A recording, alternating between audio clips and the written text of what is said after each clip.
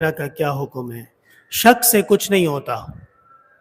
اگر کسی مسلمان کے گھر سے آیا ہے اور آپ کے پاس کوئی ایسی واضح دلیل نہیں ہے یہ ثابت کرنے کی کہ اس پہ اللہ کا نام نہیں لیا گیا، تو بائی ڈیفالٹ جسے کہتے ہیں وہ مسلمان کے گھر سے آنے والا گوشت ذبیحہ وہ حلال مانا جاتا ہے، اور مسلمان کے بارے میں خوشگمانی کی جاتی ہے جب تک کہ دوسری طرف کوئی ثبوت یا دلیل موجود نہ ہو۔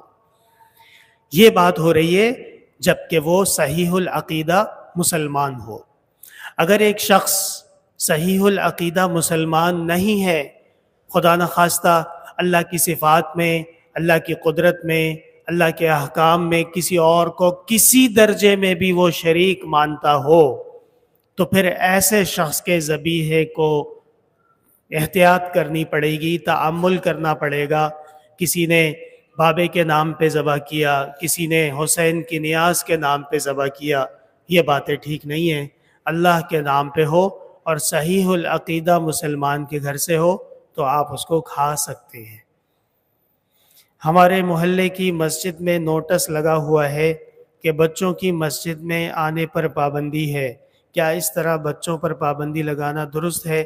اصل میں بچوں کی دو قسمیں ہیں، ایک ہوتا ہے طفل ممیز، ایک ہوتا ہے طفل غیر ممیز، یعنی وہ بچہ جو مسجد کے آداب سمجھتا ہے، نماز کے آداب سمجھتا ہے اور آپ کے کہنے پہ وہ بات سنتا ہے، ایسے بچے کو بلا شبہ مسجد میں لانا جائز ہے، بلکہ لانا چاہیے تاکہ اس کو عادت پڑے، اور کل کو جب وہ جوان ہو جائے تو اس کو پتہ ہو کہ میرے ابا میرے ہاتھ سے پکڑ کے مجھے مسجد لے جاتے تھے، یہ کرنے کا کام ہے اور یہ عبادت ضروری ہے۔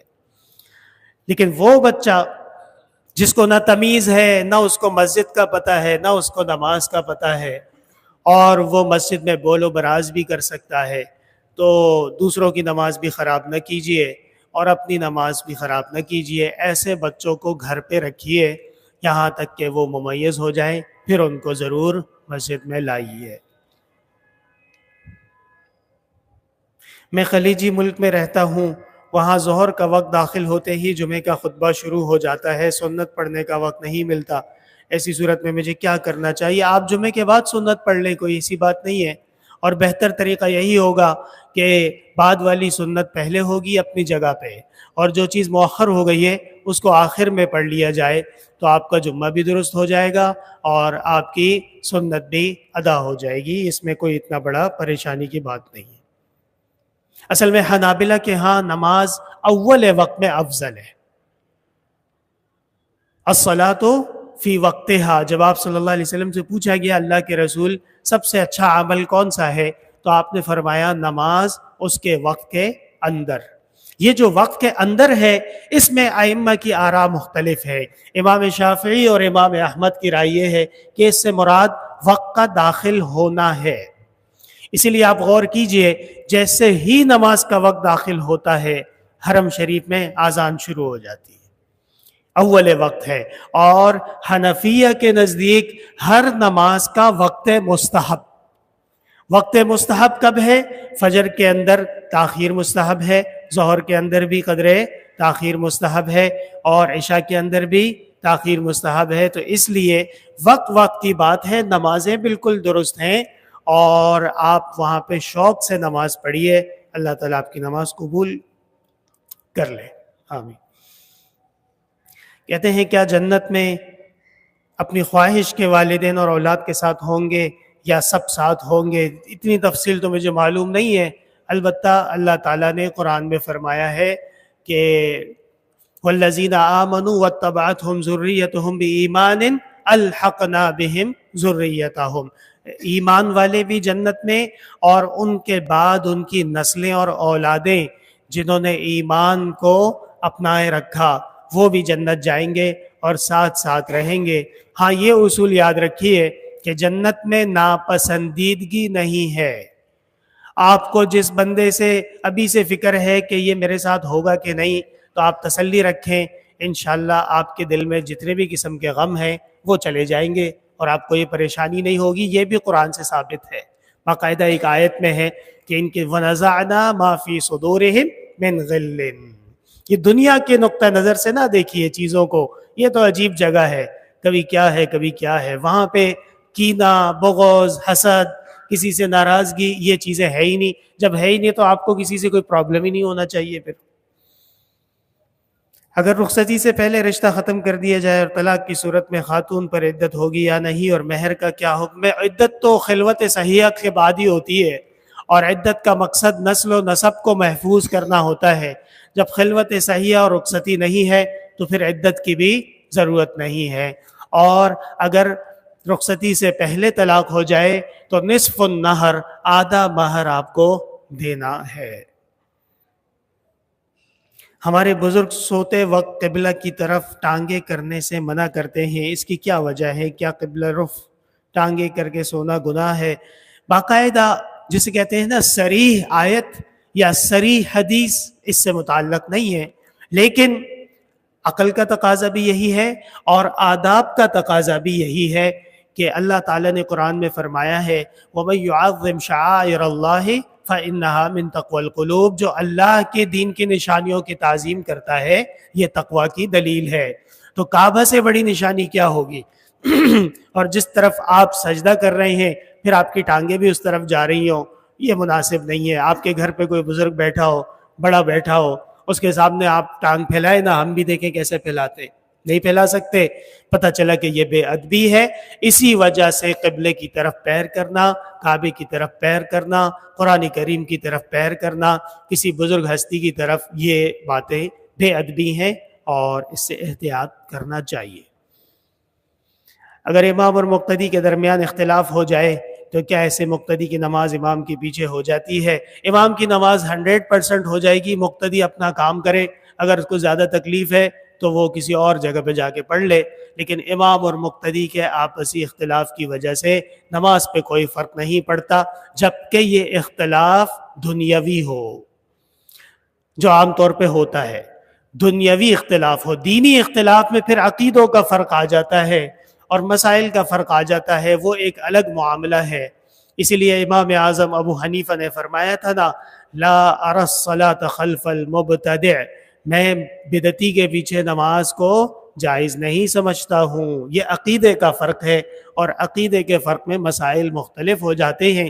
لیکن ویسے ہی عام طور پہ امام صاحب کی جان چھوڑیے اور امام صاحب کے بارے میں خوشگمان رہیے اور امام صاحب کے بارے میں اچھے جذبات کا اظہار کیجئے، تو انشاءاللہ تعالی آپ کو بھی نماز میں مزہ آئے گا اور امام صاحب بھی آپ کے شر سے محفوظ رہیں گے. فرض نماز کے بعد کون سے اذکار پڑھنے چاہیے اور کس طرح پڑھنے چاہیے؟ فرض نماز کے بعد کے اذکار تو سب سے پہلے تو لا الہ الا اللہ وحدہ لا شریک لہ، لہ الملک ولہ الحمد وہو علی کل شیء قدیر، یہ آپ صلی اللہ علیہ وسلم سے ثابت ہے. اللہم انت السلام ومنک السلام تبارک یا ذا الجلال والاکرام، یہ بھی ثابت ہے. اور آیت الکرسی بھی پڑھ سکتے ہیں اور تسبیحات بھی پڑھنی چاہیے. لیکن یاد رکھیے گا تسبیحات سنتوں کے بعد، یہ نہیں ہو سکتا کہ سنتیں باقی ہیں اور آپ تسبیحات پڑھ رہے ہیں. اس کی وجہ یہ ہے کہ تسبیحات نفل ہیں اور سنت اس سے اوپر ہے، تو درجہ بدرجہ چلیں گے. ہم پہلے نیچے آ گئے اور پھر اوپر چلے گئے، یہ ترتیب خراب ہو جاتی ہے، یہ بات مناسب نہیں ہے. واقعہ معراج کے کب اور کتنی بار ہوا ہے؟ سن 12 نبوی میں یا سن 8 نبوی میں عام الحزن کے موقع پہ، اور 1 مرتبہ جسمانی طور پہ، اور 3 یا 4 مرتبہ منام میں خواب کے طور پہ آپ صلی اللہ علیہ وسلم کو معراج ہوا ہے. معراج ربیع الاول کا بھی قول ہے، رجب کا بھی ہے، شوال کا بھی ہے، رمضان کا بھی ہے اور ربیع الاخر کا بھی ہے.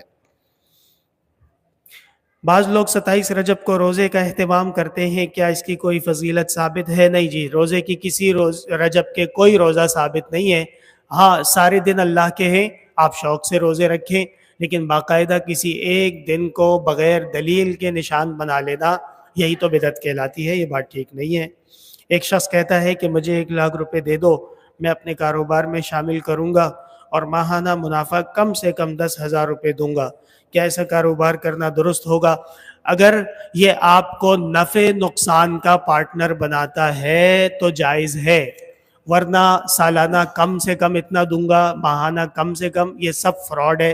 میرا تو مشورہ ہے کہ دور ہی رہیے۔ آج کل ایسا شخص ملنا جو آپ کے لیے محنت کرے اور آپ کے لیے کچھ کما کے دے، ایسے شخص کو ایوارڈ ملنا چاہیے۔ قدم قدم پہ دھوکے باز اور فراڈ ہیں۔ اللہ تعالیٰ مسلمانوں کو ایمانداری اور اخلاص نصیب کرے، تب کام ہوگا، اس طرح تو ممکن نہیں۔ اگر پہلی رکعت میں سورۃ الناس لگا دیں تو دوسری رکعت میں کون سی سورت لگا دیں؟ قرآن کریم کی کوئی اور سورت بھی پڑھ سکتے ہیں۔ جب ایک دفعہ قرآن ختم ہو گیا تو دوبارہ شروع نہیں ہوگا، کیا ہمیشہ کے لیے ختم ہو گیا؟ الحمدللہ رب العالمین، لا الہ الا اللہ وحدہ لا شریک لہ، لہ الملک ولہ الحمد وہو علی کل شیء قدیر۔ اللہم حل مشکلاتنا واقض حاجاتنا وادفع عنا بلیاتنا واشف مرضانا واسمع دعواتنا انک سمیع الدعاء۔ ہمارے جامعہ کے رفقا میں سے ہیں اور ہمارے مخلص ساتھی ہیں جنید بھائی، ان کو کچھ حادثہ پیش آیا اور ایک جانور نے ان کو ٹکر ماری اور ان کو پسلی میں فریکچر آ گیا ہے۔ دعا فرمائیے اللہ تعالیٰ ان کو صحت کاملہ اور شفاء عاجلہ نصیب کرے اور اللہ تعالیٰ تمام مسائل حل کرے۔ اسی طرح ہمارے رفقا میں سے ہیں راشد بھائی، ان کی بہن اسپتال میں داخل ہیں، بہت زیادہ دعاؤں کا کہا ہے۔ دعا فرمائیے اللہ تعالیٰ ان کی بہن کو بھی صحت کاملہ اور شفاء عاجلہ نصیب کرے۔ اسی طرح اور جو حاضرین مجلس ہیں، اللہ تعالیٰ ان کی دعائیں قبول کر لیں، مشکلات آسان کر دے، پریشانیاں دور کر دے۔ قدم قدم پہ اللہ اپنی مدد و نصرت شامل حال فرما دیجئے۔ کل سے انشاءاللہ تعالیٰ وفاق المدارس العربیہ کا امتحانات شروع ہو رہے ہیں۔ تقریباً 14-15 لاکھ بچے 6 دن کے اندر امتحانات مکمل کریں گے۔ دعا کیجئے اللہ تعالیٰ اس میں بھی ہمارے لیے آسانیاں کرے اور طلباء کے لیے امتحانی مراحل آسان کرے، علمی اور عملی ترقیات نصیب کر دیں۔ ربنا تقبل منا انك انت السميع العليم وتب علينا انك انت التواب الرحیم۔ ہمارے ایک اور ساتھی ہیں واصف بھائی، ان کے والد صاحب کا انتقال ہوا ہے۔ دعا فرمائے اللہ تعالیٰ ان کے درجات بلند کریں اور واصف بھائی کو اور ان کے تمام گھرانے کو اللہ تعالیٰ صبر جمیل نصیب کر دیں۔ اسی طرح ہمارے اکبر ہیں جامعہ احسن المقاصد کے، ان کی بہن کا بھی انتقال ہوا ہے۔ اللہ تعالیٰ آسانیاں فرمائے اور سب کے درجات بلند کرے۔ وصلی اللہ تعالی علی خیر خلقہ محمد وعلی آلہ وصحبہ اجمعین برحمتک یا ارحم الراحمین۔